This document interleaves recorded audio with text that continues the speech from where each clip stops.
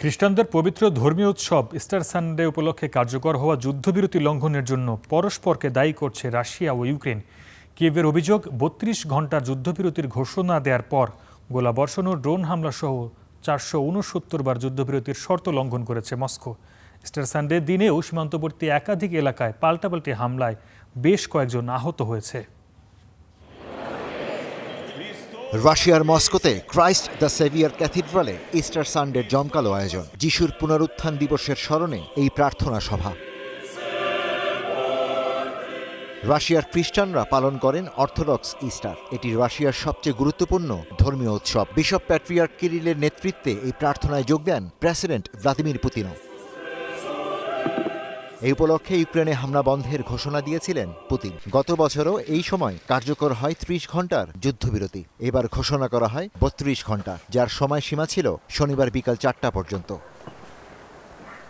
কিন্তু রণাঙ্গনে যুদ্ধবিরতির কোনো প্রভাব পড়েনি, বরং কয়েক ঘণ্টার মধ্যেই যুদ্ধবিরতি লঙ্ঘনের পাল্টাপাল্টি অভিযোগ করে দুই পক্ষ। ইউক্রেনের ঝাপোরিজিয়ার আকাশে দেখা যায় রাশিয়ান ড্রোন। এই সময় বাংকারে ইস্টার কেক কাটছিলেন সৈনিকরা।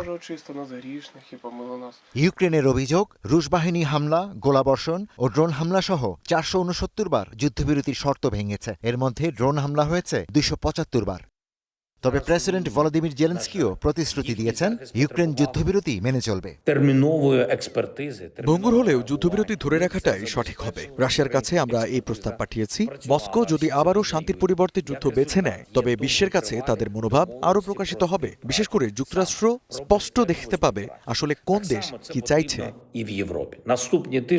বিপরীতে রুশ কর্তৃপক্ষ বলছে ইউক্রেনের ড্রোন কুর্স্ক ও বেলগোরদ অঞ্চলে হামলা চালিয়েছে। লাগোভ শহরের একটি পেট্রোল স্টেশনেও হামলা হয়েছে। এসব হামলায় শিশুসহ বেশ কয়েকজন আহত হয়েছে।